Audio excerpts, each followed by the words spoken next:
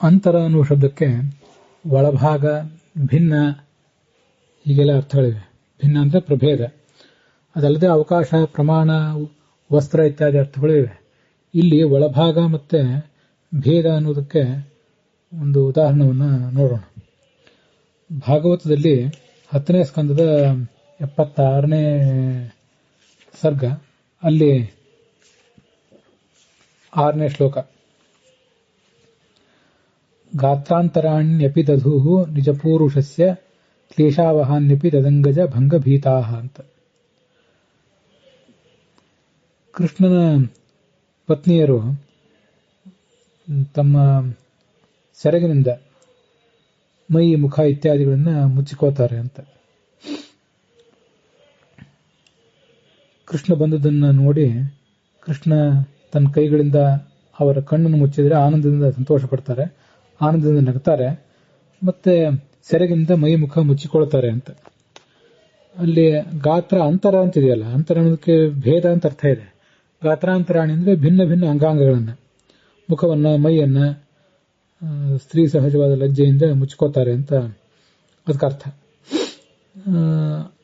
ಅಂತರ ಅಂದರೆ ಭೇದ, ಹೀಗೆ ಮುಖ ಮತ್ತು ಮೈ, ಮುಖ ಮತ್ತು ಶರೀರ, ಹೀಗೆ ಅನೇಕ ಅಂಗಗಳು ಅಂತ ಒಂದರ್ಥ. ಇನ್ನೊಂದು ಶರೀರದ ಒಳಭಾಗ ಅಂತ ಅರ್ಥ.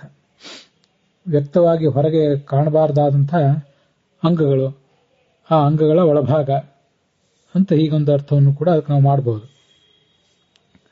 ಅದಕ್ಕೆ ಅನೇಕ ಉದಾಹರಣೆಗಳನ್ನು ಕೂಡ ಬೇರೆ ಬೇರೆ ಕಡೆ ನೋಡ್ತೇವೆ. ಅವಿದ್ಯಾಯಾಮ್ ಅಂತರೇ ವರ್ತಮಾನ ಅಂತ ಕಠೋಪನಿಷತ್ತಿನ ಮಾತು, ಮತ್ತು ಮುಂಡಕೋಪನಿಷತ್ನಲ್ಲೂ ಕೂಡ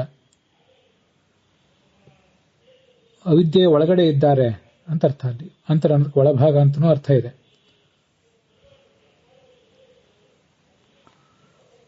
ಶೋಕಸ್ಯ ಅಂತರಂ ನ ದೇಹಿ ದಾತುಂ ನಾರ್ಹಸಿ.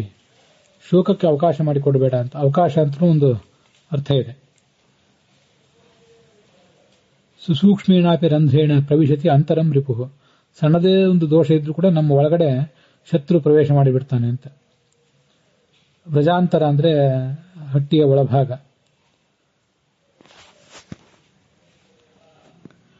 ಸಹ ತಾಮ ಅಂತಃಪುರಾಂತರಂ ಪ್ರಾವೇಶಯತ್. ಅವನು ಅವಳನ್ನು ಅಂತಃಪುರದ ಒಳಗಡೆ ಕರೆದುಕೊಂಡು ಹೋದ ಅಂತ. ಮೇಘಾನಾಂ ಅಂತರ್ಗತಾಃ ಸೂರ್ಯಸ್ಯ ಗಭಸ್ತಯಃ ಅಂತ ಪ್ರಯೋಗ. ರಘುವಂಶ, ಪಂಚತಂತ್ರ, ಕಥಾಸರಿತ್ಸಾಗರ ಇತ್ಯಾದಿ ಕಡೆ ಮೋಡಗಳ ಒಳಭಾಗದಲ್ಲಿ ಸೂರ್ಯನ ಕಿರಣಗಳಿವೆ. ಜಾಲಾಂತರ್ಗತೆ ಭಾನವು ಯತ್ ಸೂಕ್ಷ್ಮಂ ದೃಶ್ಯತೆ ರಜಃ ಅಂತ.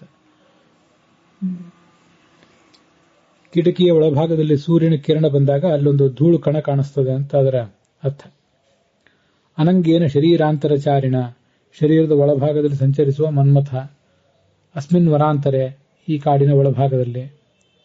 ಹೀಗೆಲ್ಲ ಅಂತರ ಅನ್ನೋದಕ್ಕೆ ಇಲ್ಲಿ ಅಂತರ ಅಂತ ಪ್ರಯೋಗ ಮಾಡಿರುವುದೇನಿದೆ, ಗಾತ್ರಾಂತರಾಣಿ ಅಂತ.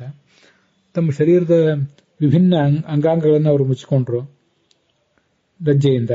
ಅಷ್ಟೇ ಅಲ್ಲದೆ ಅಂಗಗಳ ಒಳಭಾಗಗಳನ್ನು ಕೂಡ ಮುಚ್ಚಿಕೊಂಡ್ರು ಅಂತ ಎರಡೂ ಅರ್ಥ ಬರುವಂತೆ ಗಾತ್ರಾಂತರಾಣಿ ಅನ್ನೋ ಶಬ್ದ ಇದೆ. ತುಂಬಾ ಸುಂದರವಾದಂತಹ ಒಂದು ಪ್ರಯೋಗ ಅದು.